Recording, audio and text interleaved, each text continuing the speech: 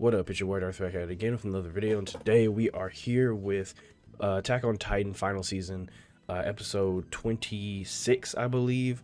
Last episode we had a very important. It wasn't action packed, but it was a very important conversation. And as I said the last episode, probably the most important conversation that we could have in the entire show. But we ended off with the Jaegerists having having taken over the harbor, and also Azumabito and I guess Hiruzen as a whole that's kind of on the harbor. The point is that they have I think they have Azumabito, and by proxy they also have the engineers that are there as well, most likely. Because I doubt that Azumabito would be there by herself. So they have them, which puts the whole flying helicopter, not flying helicopter, but puts the whole flying boat thing at at risk. It puts us at risk. It's some scary shit about to happen here. One last thing to talk about is that with the end coming up, we don't have that many episodes left, and there's been a lot of talk of like, is there going to be a movie? Is there going to be a part 3? Like, how is this going to end exactly? And me being somebody who being an anime only, I couldn't tell you. Like, I don't know how much like, I don't know how much is left, like when you compare the anime to the manga. However, what I will say is that I'm of the camp that has what I think is the most sensible logic is however long it takes for you to perfect, or to perfect your craft, or to perfect the show, however long it takes for you to work on this, take that time. I am not here for people to rush the show out. I'm here to be told a compelling story, and that's it. So however long it takes, it is what it is.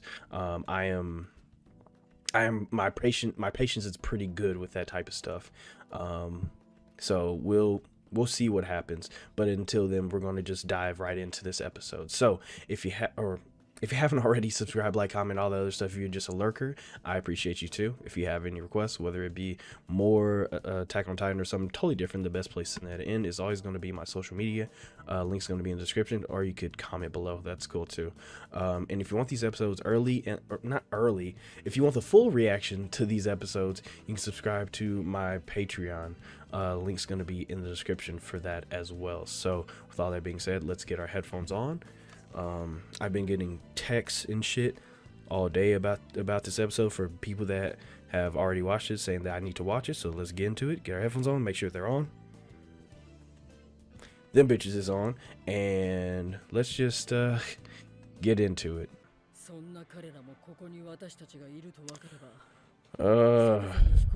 Yeah, okay.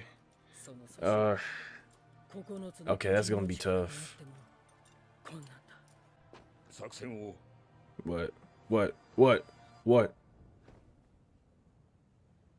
the fuck is that? Those aren't storm clouds stuff.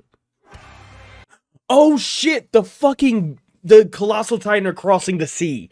Oh fuck. Dun dun dun dun. There was a big, like, in the back of my mind, I was always thinking, like, how exactly would the Colossal Titans cross the sea? But to be honest with you, I also always just thought, well, they're Titans, they don't need to breathe.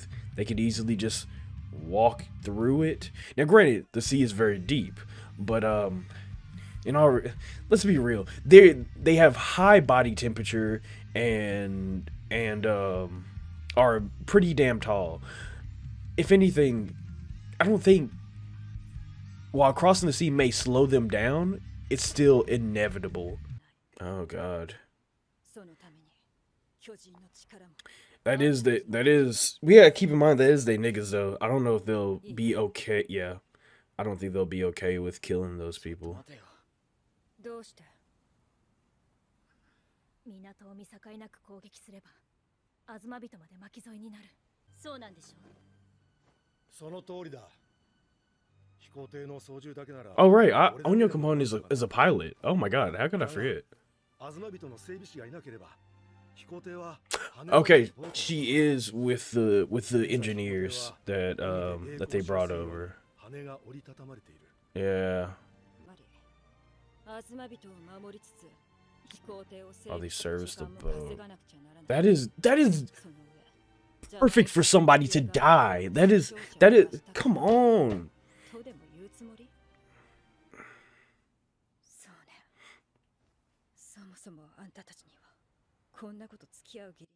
Oh, let the mass murderers do it. That's dark.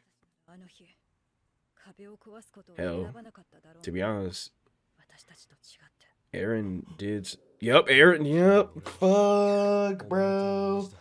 Yep. That may have. Oh. Oh God.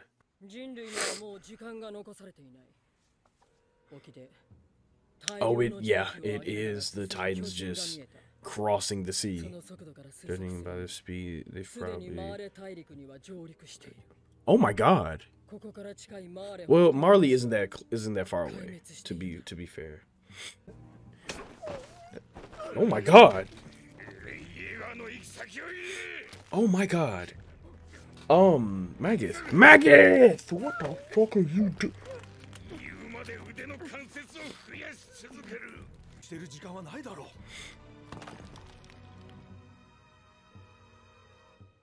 Yep, think about it. Get the kids out the forest, please.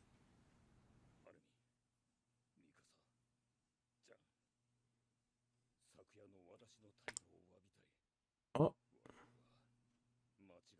Oh, Magath.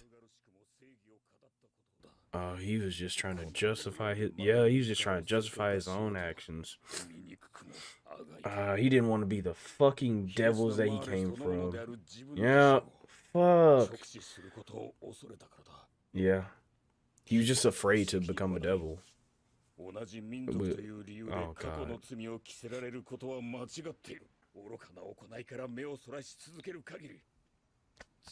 He's learning. He's learning. He's learning. But we have to do this right now, right? Yeah. We have to do this right now. Like, yeah. We all got to get a little dirty, no cap.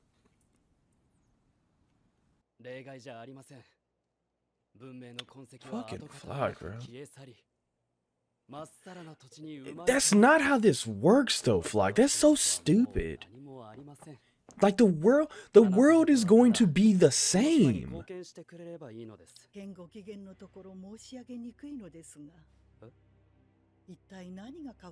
Right. What change are you happy about?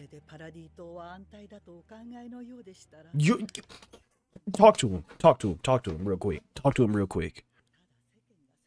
The world will shrink. It doesn't change. Just because the size of the world changes doesn't mean that the world changes. Come on. Oh, that's perfectly said. You better fucking not. You better fucking... Armin? Oh my God. Armin is the king of lying.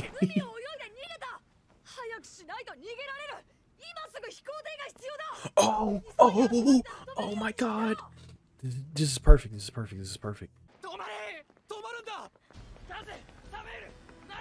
That's Daz.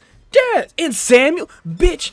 Oh my God. It's Daz and Samuel. Samuel, we saved your fucking life. You better not fucking do it.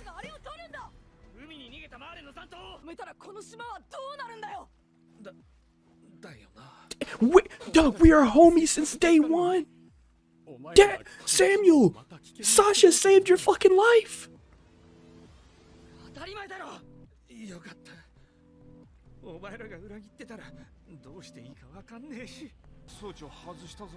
Huh? あとはフロックがアズマビトの整備士を素直に渡してくれれば。は持てない。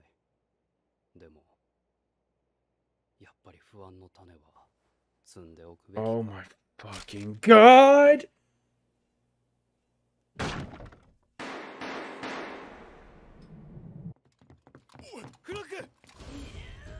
Oh shit!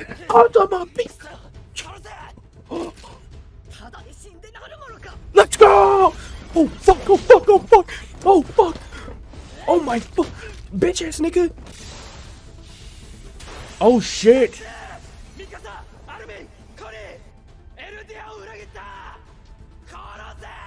Fuck! Daz! Samuel, you better fucking not! Oh fuck!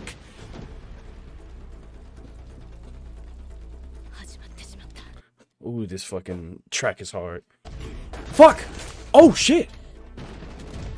Big Maggot? Big Maggot! Big Maggot! Big Maggot! Oh my god, this fucking track is insane! Daz, what are you doing? Daz, you better fucking not! I don't want to kill you, Daz! We saved you once!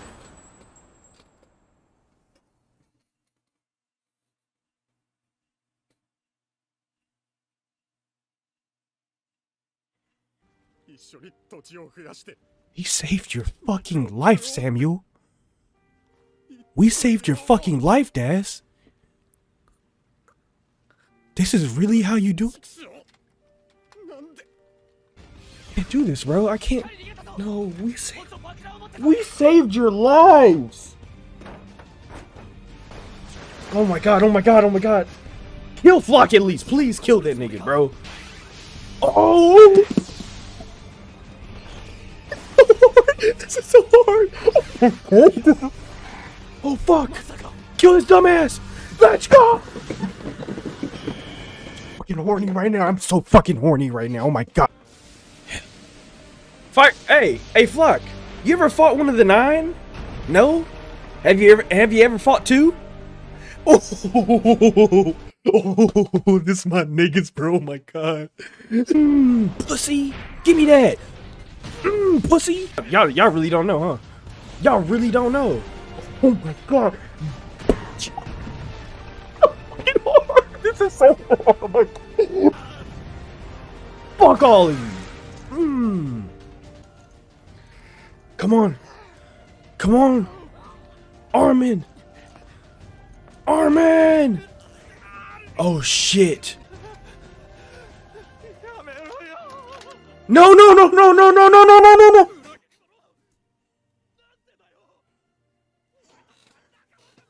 We were.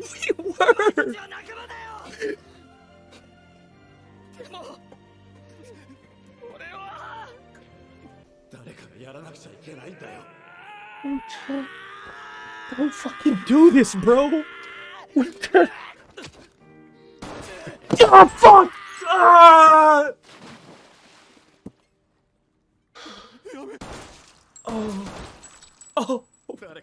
Oh, those were day ones. Those were day ones.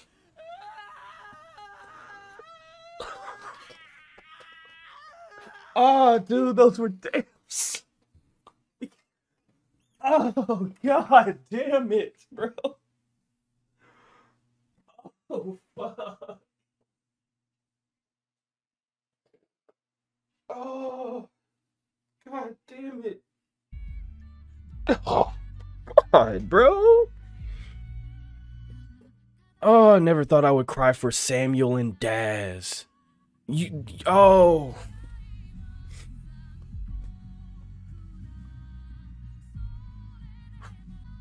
So fucking sweaty. Oh my god, my eyes, bro. That's why I fucking hate crying, bro. Because it just makes my eyes itchy.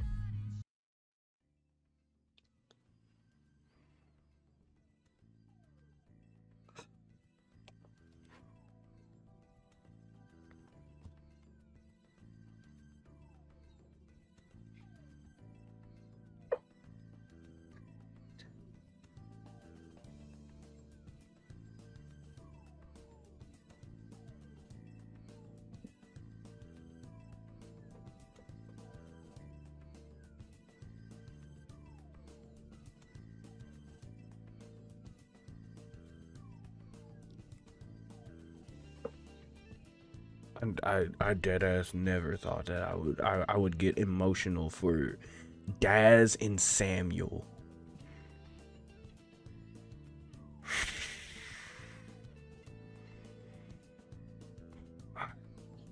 God, bro. So fucking stupid, man. So stupid. Oh, I hate this show. I hate this show so much, bro. I hate this show so much. I hate this show so much, bro. Oh, I hate this show so much. Okay. Uh.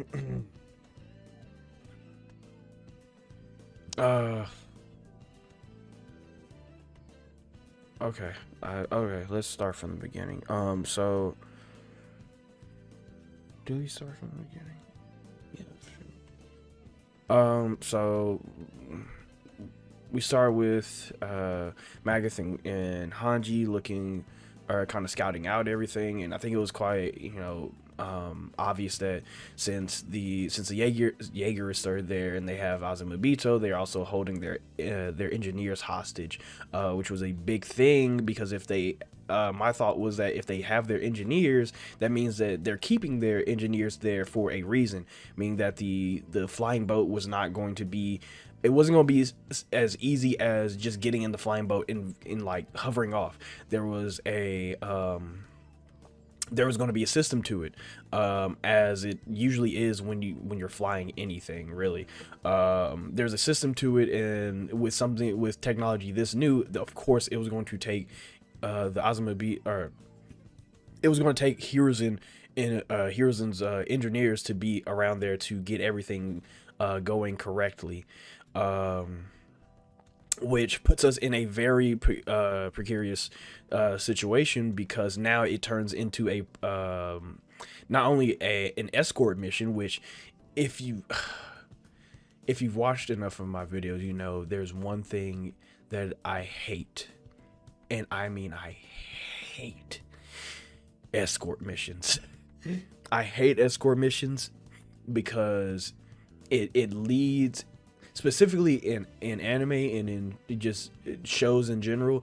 In video games, it leads to you getting like a game over more times than you usually would.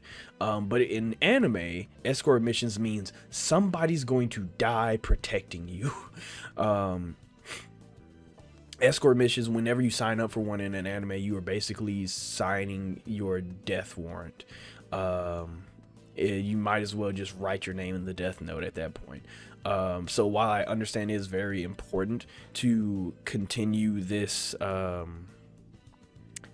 understand that it's very important to continue this this plan in saving the Hiruzen's engineers and then getting them to the boat. It does scare me a lot to see that. Now, in the beginning of this episode, we saw that the Colossal Titans were crossing the ocean, and they even said, I don't remember if it was Magath or Hanji, but one of them said that they're most likely already at the they're already in Marley. And while it does seem very quick, there's a couple of things that we have to take into account. One, it's been well over a day since the rumbling has begun. If not it has been a day since the rumbling has begun. Another thing to keep in mind is that Marley is not very far away from Paradis, as the show kind of makes us think that it is because of how small the world is in the beginning of this series. Marley is actually, like, I believe we saw a map before, and like Marley was right here, and Paradis was like right here, and that's not very far, you know. Like, of course it's kind of far for a world as small as ours when the show began, but now that the world has opened up, it is about as far as, like, I would assume it's like how, like, I'm not going to say anything to sound stupid, but it's not that far, right? So it's not a far-fetched kind of thought or idea of saying, yeah, they're already there. which sucks because now that means that lives are already being lost. And we are on the clock, which is why people in our group in this episode were so like, we have to do this now, and if you have any objections, then let me do it, because lives are already being lost at mass, and if we wait any longer, we're not going to succeed, but also we're going to lose more lives than intended. Even if we do succeed, we're trying to preserve as many lives as possible, and that's a part of our mission right now. It's not to stop Eren. It's not just to stop Eren. It's also to preserve as many lives as possible, if not preserve all of them, before they start flattening the earth, which is very hard to do, but that is our mission, unfortunately. I do like that in the after an episode of everybody taking accountability, we have our group not taking accountability but taking responsibility in this situation, where you have people like Annie and Reiner who are, while they see and they empathize with the idea of how hard it's going to be for Connie, Armin, Mikasa, and John to go over and kill their own people, in which, in all reality, I could see how some people would look at that and go, we don't know any of those people, kill them, right? But you have to realize that this is, the 104th is bigger than just Connie, John, Armin, and Mikasa and Eren. The 104th is kind of, that's a large number of people that they trained with, grew up with, and fought with, and basically came to at least become acquaintances with. And even if you don't understand that, the show goes a step further to personalize it in showing you Samuel and Daz, who are very they're not very important characters at all. I wouldn't be surprised if people forgot who Daz is, especially Samuel. Like, I wouldn't be surprised if people are like, who the fuck are these people? But we have seen Daz and Samuel in the beginning. Specifically, Samuel only got like a little bit of screen time in like the first 5 episodes of Attack on Titan, where Samuel was the one that fell from the wall when Bertold broke it the second time, and Sasha like ran down the wall and saved him by ODM gearing his foot. And it was like really fucked up. Like, he fell and like she ODM geared his foot through with the little wire. And Daz, being the guy who was pretty not okay with fighting at all, where he was throwing up when he learned he had to go out there and fight, and where we had to save him from the winter training thing. These are, if you think about it, these are very personal characters to people like Armin and Connie. These are people who they were friends, as little as we've seen of them as the viewer. So for Annie and Reiner to take responsibility and go, well, we've always been mass murderers. Y'all are new to the game. We true to the game. So let us do it. While, it comes off as a, we don't have time, I'll do it myself kind of thing, it's also very empathetic for them to say and do that, because they understand how hard it's going to be. And it even goes a bit of a step further by having having the flashback of Eren, or Reiner to have the flashback of Eren, where he says that we are the same. I'm trying to see if I can specifically go back and see what which part of that it was going to be, but it was basically a flashback to the declaration of war scene where Eren was telling Reiner that we are the same, and it is a thing where Eren in that situation understood that he had to do what he had to do in order to better the world, where they were both fighting for the same they were both fighting for the same thing in a lot of ways, and I won't get on like a whole tangent about the declaration of war, because if you want a tangent on the declaration of war, you can go back to the episode where I reacted to it. I don't want to make this video 40 minutes longer than the usual Attack on Titan videos that I usually do, but bringing that back is very powerful, because now it comes full circle for Reiner as well to understand why Eren is doing what he's doing, and also how hard it has to be for Eren to do what he's doing, as if Reiner needed any more understanding on that, really. But it is still a very important thing to bring up for Reiner to have empathy for Eren and the group that he's with right now, Connie, Mikasa, and Armin and John. So it is a very good thing to bring back up.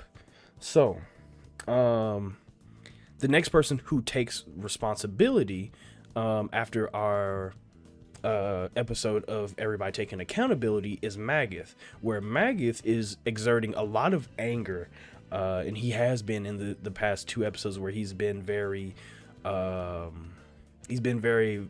not violent, but very aggressive, especially in that last episode where he was like blaming our group for what happened, their ancestors, and this is what your ancestors did, you dirty monkeys, and all this other stuff. And he was verbally aggressive in that episode, but in this one he's more physically aggressive. And it isn't until he's physically aggressive and sees Gabby where he's like, this is fucked, and he kind of comes back down to earth, where he starts to apologize to our group, that yes, he was just in that, last night he was just trying to justify what he was doing. He was simply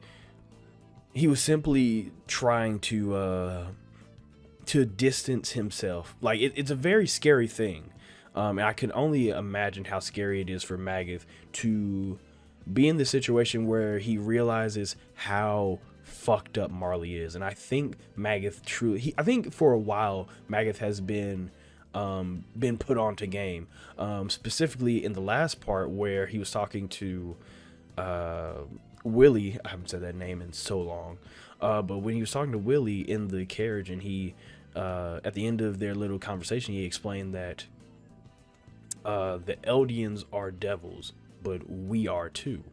And it was that self-reflection that kind of like piqued my interest with Magath at first, because now he was being a little bit understanding that the Eldian, like, even if the Eldians are bad, they're not the only ones. And it kind of goes back to a quote from Incredibles, where if everybody's super, no one is. And in this situation, if everybody's evil, you're all just people.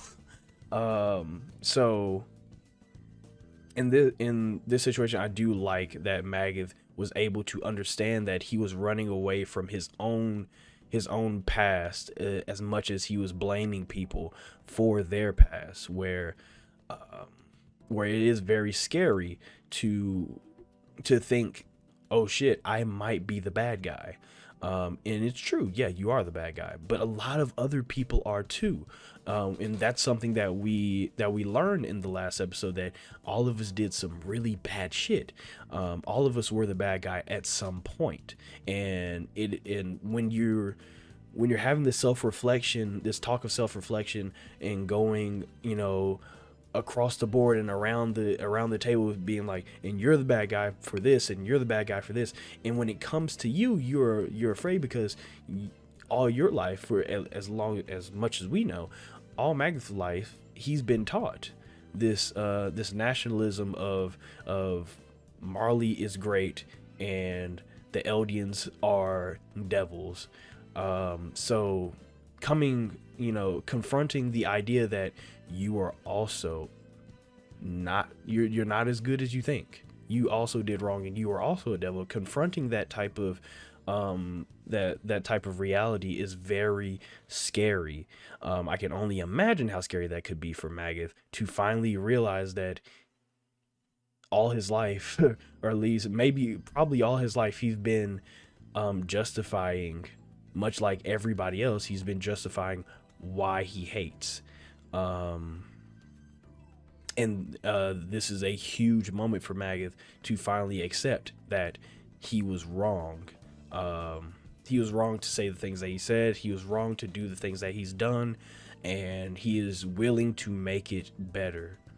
If for anything, and I know people are probably tired of me saying, but if anything but to get the children out of the forest, where he obviously cares a lot about Gabby, as you know, as he has shown care for her when he finally found her on Parody, and you know, hugging her and being afraid for her, things like that, where he's realizing that he doesn't want Gabby to continue to deal with the bloodshed that he himself has, one, lived in, and two, propagated as well.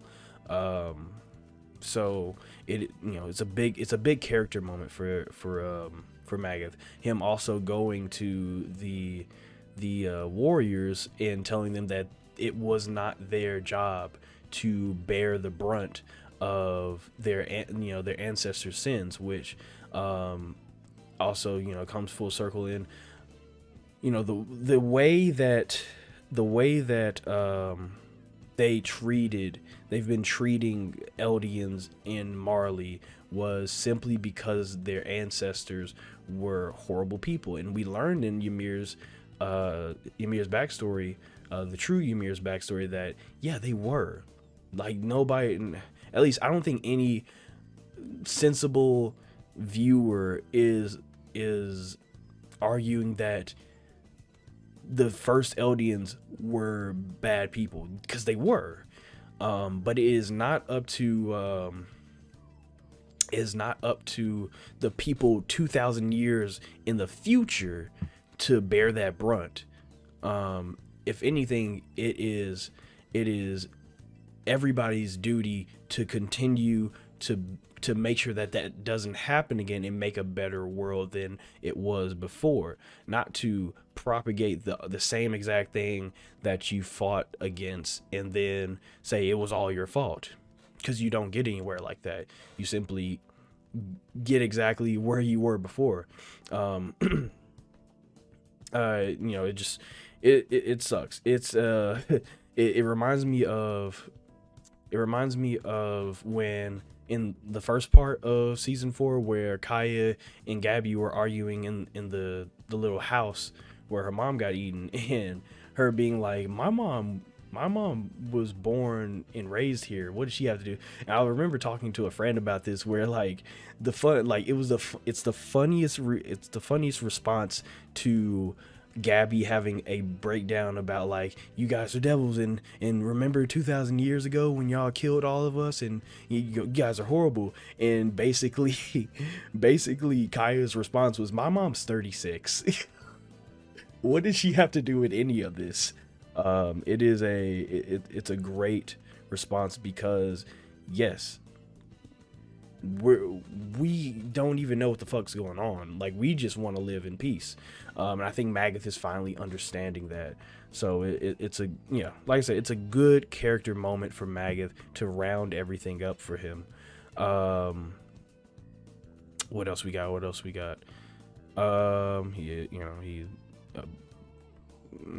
He fucking destroys Yelena's arm.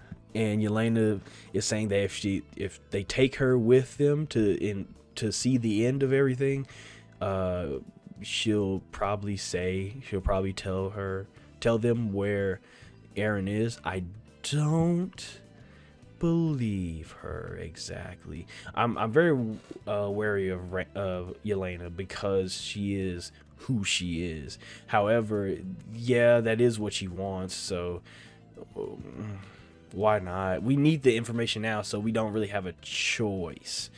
I also like that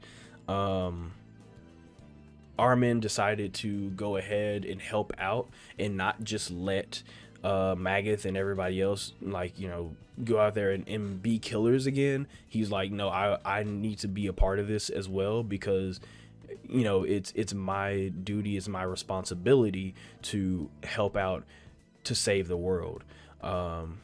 Like I said, the last episode was accountability, and a lot of this episode was responsibility. So it is good to see, you know, Magath, Annie, and Reiner to be like, okay, we'll take responsibility, and Armin and his people saying that, listen, if you're gonna take responsibility, we gonna do it too, because that's what we need right now to save the world.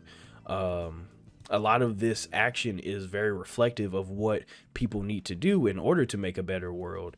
And that's why I like this show so much, that you can look at situations like this and then see exactly what the author is trying to convey without them specifically saying what they're trying to convey. It's simply people living life and then showing you the answer to the age-old problem. We then go over to fucking Flock, and I love that Azumabito completely shut down his argument, and this is what we have been talking about all last discussion, is that Flock in his mind thinks that he is making a new age of people. He's making the new world that is going to be better than the old, and what he is actually doing is simply recreating the old world in a vacuum, in a very small little petri dish. That's all he's doing. He's not changing the world, he's shrinking it. And I'm glad that Azumabito said that. That's the perfect way of explaining it. He's not changing it, he's simply shrinking it. He's taking the battlefield and turning, instead of it being the world, he's going to take the battlefield and turn it into an island. That doesn't do shit. If anything, that is worse than what is happening now. If there is any change in what Flock is doing, he is turning it into a smaller battlefield. It's not that he makes it better. If there's any change in what Flock's doing, he is not making it better, he is going to make it worse. And as we talked about in the last discussion, I see why people like Flock, because Flock is doing something that a lot of people in real life do.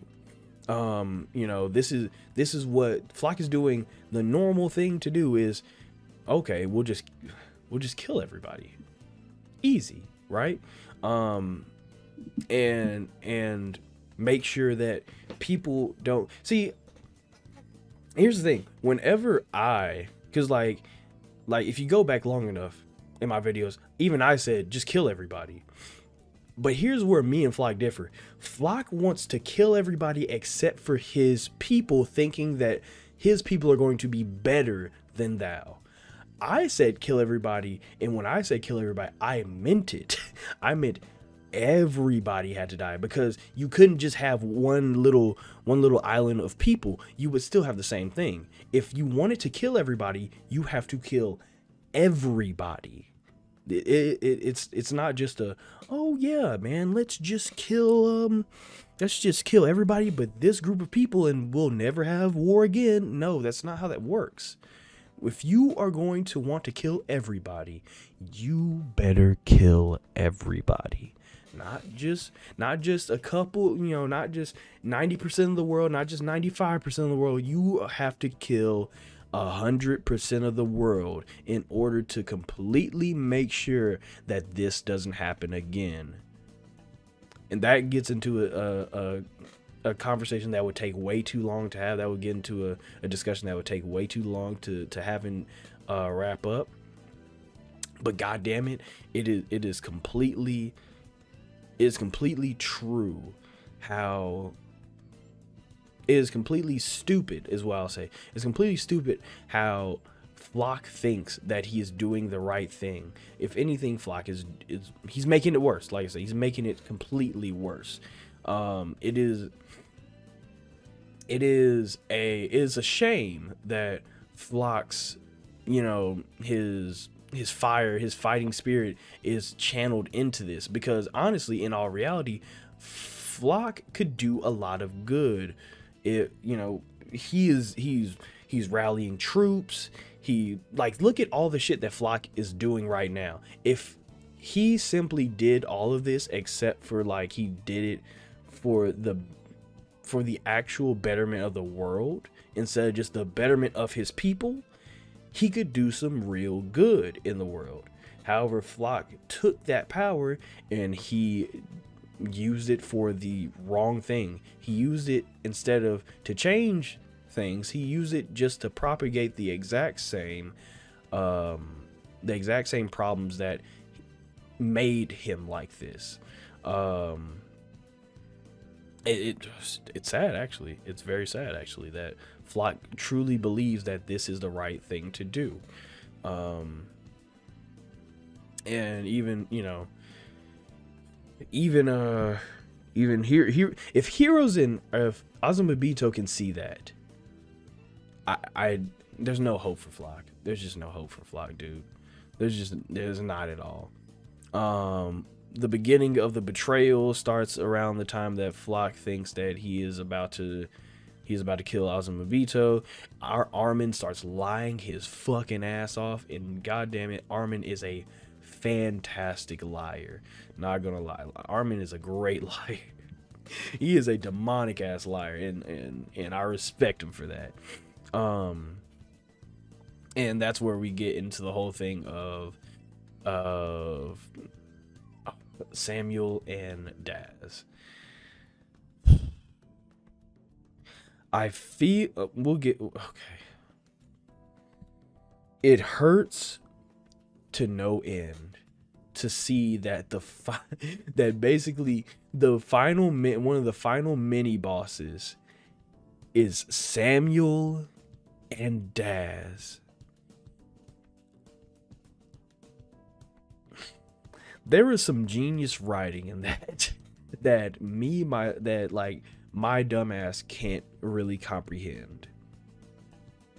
But what I will say is that coming into contact with Samuel and Daz, it as I said before, shows how personal this is going to be. Is that it's not just, these aren't nameless characters, and what what Attack on Titan does very well is that even though they do kill a lot of they kill a lot of NPCs, right? But they make it a point to make sure you as a viewer and the characters understand these people have names. These people are people. And it goes back as far as the first season where Eren has to plug up the wall, and they have the whole operation where they have to protect Eren and all this other stuff, so while he plugs up the wall. And Rico tells Eren that make sure that a lot of people are going to die today. A lot of people are going to lose their lives or get hurt or go missing or whatever, and it's all going to be for you. And while I can understand that some people may have been kind of mad at Rico for that one, where it's like, he's a kid, don't put all this pressure on him and all this other stuff, but it was real. This was setting up what Attack on Titan has always kind of wanted to have in the background is that even though these nameless characters will die, and they are nameless characters, they're NPCs, they are not very important to the story, these characters are people. I've always said that Isayama doesn't really write characters, he just writes people, which is why Attack on Titan can be kind of hit or miss with a lot of people, because a lot of people are looking for characters. Now, granted, these people have character. Armin has a character. Reiner has a character. He has character progression and all this other stuff, but they are written to be simply people. A lot of people are looking for characters, where these are just people living their lives in whatever fucked up situation they are like put into. So where Attack on Titan shines is showing you that these are just people. So when somebody dies, yeah, you can be like, oh, I didn't care about him, but somebody did. And I think that's what the show is trying to convey, is that these people, and even in Enrico's speech to Eren, I believe that she even said that these people have family, friends, and lovers. Like these are not just dispensable, cannon fodder. They have lives outside of being a soldier. And that's also why I feel like, as much as I hate Flock, his character works perfectly, because he's giving a voice to the same people that Rico was trying to explain, or trying to get Eren to understand. These were the people that are going to lose their lives. People that have families, people that have, other people waiting for them at home, people that have friends and stuff like that. Same way that you have friends and family and people that are waiting for you at home. So showing people like Samuel and Daz, who are also NPCs in a way, like they're not very important, they're named characters for us. Like if you remember Daz and Samuel, then cool, but they are named characters that were set up a long time ago. So you as a viewer have to understand that these people have friends in Armin and Connie. Like everybody up there that was getting ready to kill everybody else, yeah, they're friends. You may not have seen them become friends, you may not have seen them like, bond and stuff, much like you don't get to see people become friends and bond in real life before war or whatever the fuck kills them. But they eventually become casualties, which makes it all the harder to watch. Because for me, I'm putting myself in the shoes of Armin and Connie. I wouldn't want to gun down my best friends. I wouldn't want to gun down my friends, especially in a situation like this. I wouldn't want to do it, but I would know that I'd have to do it. And for somebody like Connie to have to do it, oh my God. Oh, poor fucking Connie, man. Poor Connie. I feel horrible for him, because Connie is a self-proclaimed idiot. He doesn't want to do in all reality, Connie does not want to do he doesn't want to make the hard decisions. He doesn't want to be the one to gun down his friends. He wants to go out there and have fun with his friends and goof around and laugh at them eating pie. So it sucks to see people who are obviously good companions with them and seeing them have to kill one another. It is heartbreaking, which is why I got so emotional at the end, because it's like, dude, and like when you think about like who Daz is, right? Like if you remember specifically, once again, let me refer back to season 1. Daz was one of the people who said, I'd rather kill myself than keep on fighting. Like he was ready to pull out his blade and stuff. Like Daz wanted to live a very normal and peaceful life. Daz didn't want to fight. Like anytime you saw Daz, he was terrified to fight. And as much as we didn't see Samuel, I'm pretty sure Samuel was of the same Samuel was of the same mindset. You can just see it by like what they chose, which is they chose to be in the garrison. Now they couldn't go to the military police because they weren't top 10, but they chose to be in the garrison, meaning that they wanted to live peaceful lives. So seeing them on this side of the fence is not surprising. Now it's surprising to see them, specifically to see them, but it wasn't surprising that if Daz and Samuel were going to be anywhere, they were going to be Jaegerists. So it's a just good job by the show to convey that, to show that Armin, or to show that this is gonna hurt. Killing these people is gonna hurt, and it's not just Daz and Samuel. That's one thing that you gotta like kind of understand, is that it's not just Daz and Samuel that's going to be killed here, that maybe we won't know, but that Armin and Connie will know. It's not just Daz and Samuel. It'll be other people dispersed throughout the Jaegerists who will end up being crushed by Titans, blown up, shot in the head, or whatever other horrible way you could die in this situation. A lot of our friends are going to die, and not just in our little Avengers group.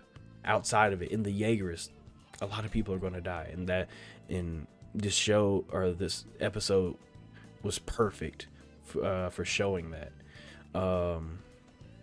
Now, the whole thing of seeing how brutal it was, like the whole scene, like the whole like scene when shit like hit the fan, was one, it was tense as all hell.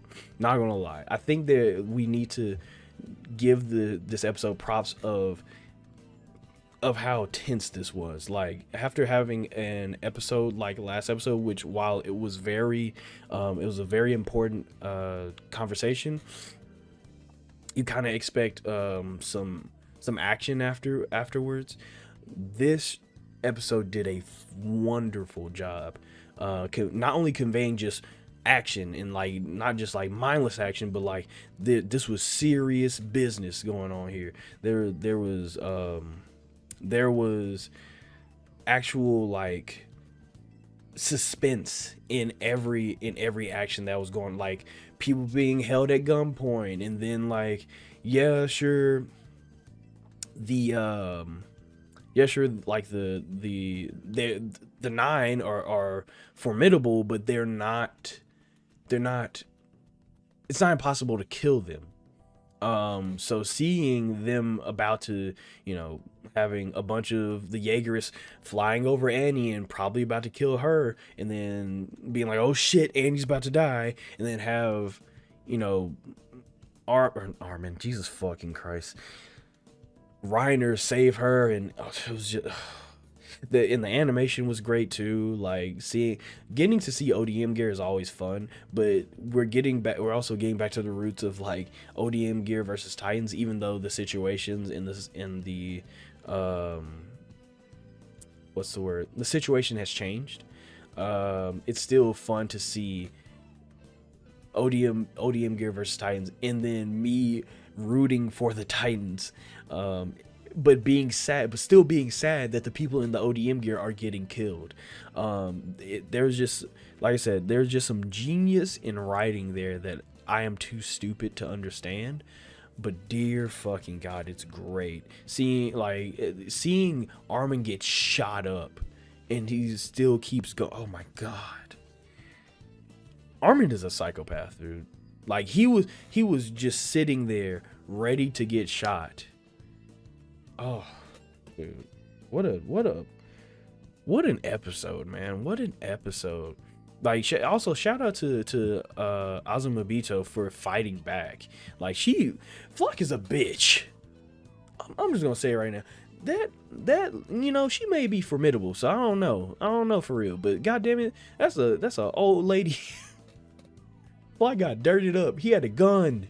If nobody else was there, if nobody else was there and Flock didn't have ODM gear, nigga, Flock would have got dirted. He would not. He had a gun and got dirted by some 56-year-old Japanese lady. Flock, you were trained to kill Titans, and you got bested by an old lady. Stop it, Flock. Stop it. Stop it. Stop it. Because you ain't ready for prime time. You're not ready for prime time. I'm sorry, but you're not. You are not. I think what it was, there was also some spectacles of seeing like what's his name, Flock, also, you know, flying in the air, and then having the having Reiner and Annie transform it, like Fly. You know what, back on the whole Fly getting dirty by an old lady, now you definitely not getting any licks into Annie and Reiner. You're not getting any licks in. What, bro? Trash. I'm sorry. I hate Flock.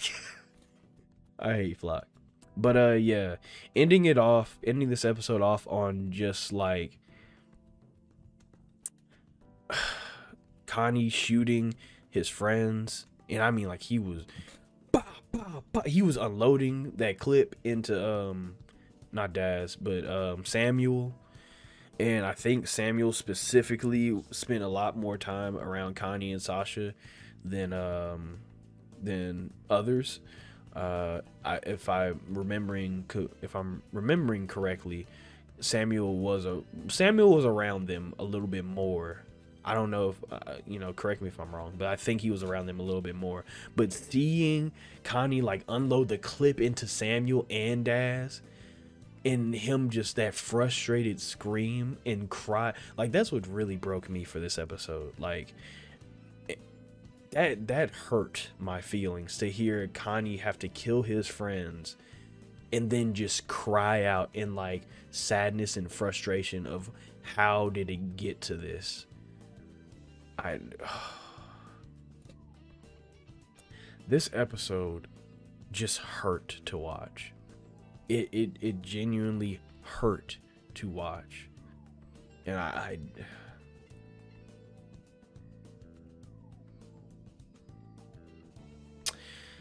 yeah, this this hurt. Okay. This video has gone on long enough, but this was a fantastic, and I mean this was the perfect follow-up for that last episode. I am so glad that we got into this. Like I said, I'm not sure how they wrap this all up. Of course, like I said in the beginning of the video, I know there's been talks about a movie. Me personally, I would be kind of hyped for a movie. I'm not gonna lie, I would be kind of hyped for a movie. The only problem is from a YouTuber standpoint, I would be kind of sad, because like, how am I supposed to make content out of that? I could do a review, of course, but it would be kind of it would be breaking the reaction format, and I'd be kind of sad about that. But I would be hyped to see movie quality Attack on Titan.